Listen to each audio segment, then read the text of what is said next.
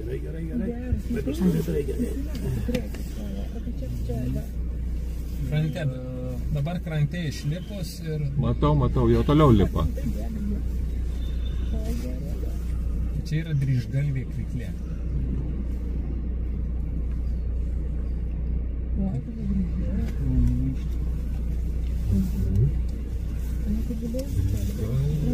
Tai vis tiek aš stiklą. Kokie skaniai.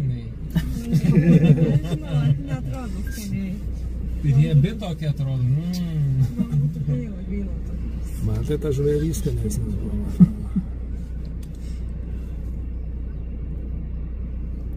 Kaip sakymas? Dryžgalvė kriklė. Nu pasižiūrė į patiną, matai, kad tai nedryžis per galvą. Tada pasižiūrė, kad maža, tai jei maža, tai bus kriklė ir dar va patelė išlipa. Poriukė, dabar matos ir patinas, ir patelė. Aha.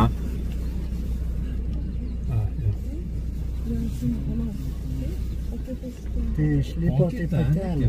Kita. Panelė.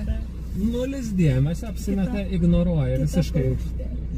Tai Jinai visiškai ignoruoja, patinas matyt bėgtų jau 100 kartų, bet kadangi pana yra dzin budistė. Visiškai dzin ignoruoja metą. Tai toks įdomus knapas, biškus mūsų kažkokio atskimo. Čia saulė.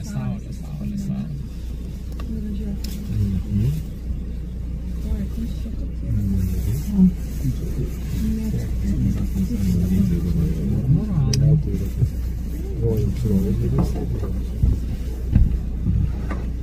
Daug paukštukų rūšių. Didžiausia.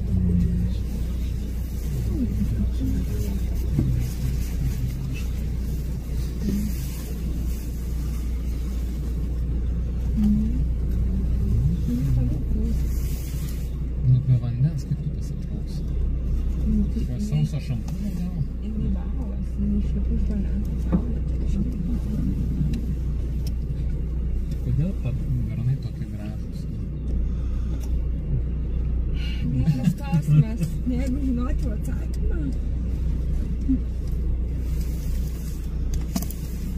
Žiūrėk, kaip bernas atrodo, kaip mergina.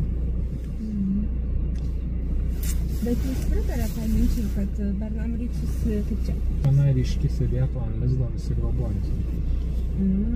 Arba jauniklius vedžiotų ryškiai. Tai turi būti su jaunikliais baltų spalvų. Bet tų rūšių, kur yra patinai vedžioja arba peri. Tai tie patinai būna tada ne tokie ryškus ar gražūs kaip patelės. Nes, nu, ten su paukščiais labai yra kvaila pasakot apie kažką, nes labai daug išimčių.